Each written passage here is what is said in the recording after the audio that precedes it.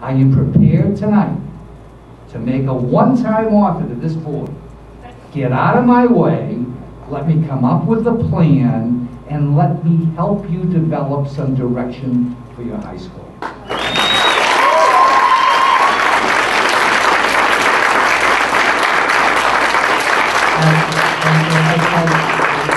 And last statement. I don't want to get the Dickens kicked out of me for doing my job. And I don't want to read about me on Facebook or anywhere else for doing my job. Thank you.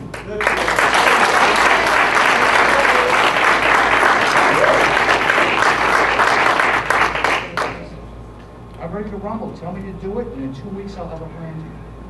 Madam Chair? Well, first of all, thank you, Dr. Littlefield, for answering that question for me.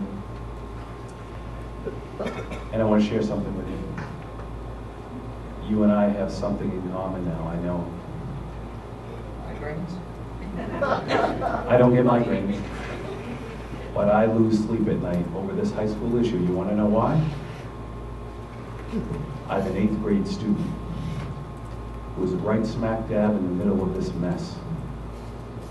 And I hear it from a larger proportion of the 14,000 roughly Hooksett residents we have than the 30 or so people that are in this room tonight.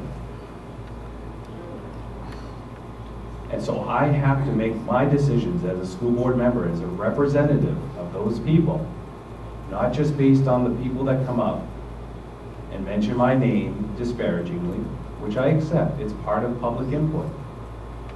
I have to accept all of the input from all of the residents that come up and talk to me. And a lot of them are quiet, they're not vocal. They don't come to our meetings, but their passion is strong.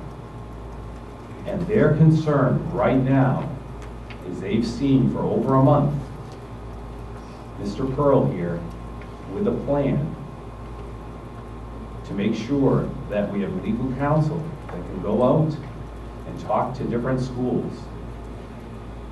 And the legal counsel wouldn't be tied up in the Manchester issues, wouldn't be involved at all in our SAU, would be totally separate.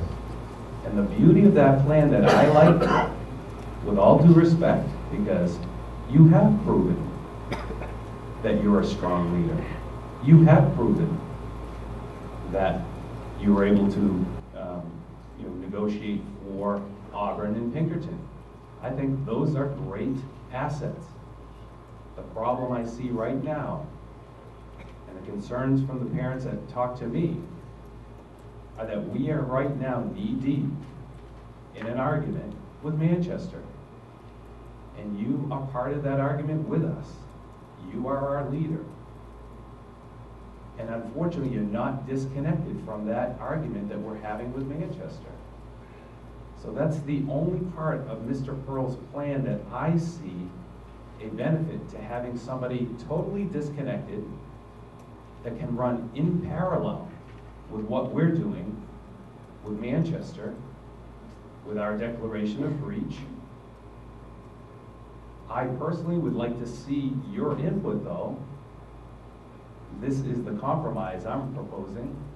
Your input to Mr. Pearl's proposition, to use your experience that you've gone through before to make sure that this RFQ goes out, and it's a strong RFQ, so the attorney or the attorney's office that come back to fulfill this obligation for us, we have our T's crossed and our I's dotted. And you are the man, I think, that can get that job done, making sure that RFQ that goes out, that keeps us all disconnected from the Manchester process, is a solid one. Mrs. Aston, you had your hand up.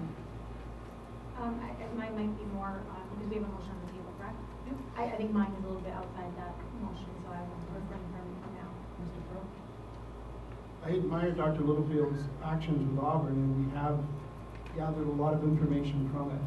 The Auburn situation was quite different than what we face here. Auburn had had a relationship with Pinkerton. They wanted to rekindle that relationship with Pinkerton, and they were not in a contract dispute with Manchester. They left and negotiated terms to leave with Manchester. We are in a far different situation. We have not only filed breach against Manchester, Manchester is filing claims against us for reassigning our children. I would say that in the beginning of this last fall, it seemed that Pinkerton might be an obvious option.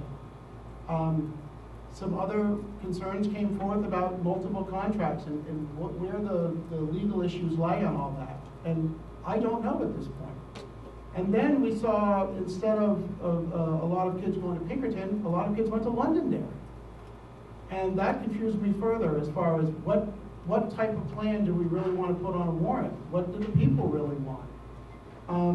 And so as for me to vote on who we should contract with or who we shouldn't contract with, I would like the accurate, up-to-date information from a lawyer, from a legal aspect of whether or not we could actually make that contract.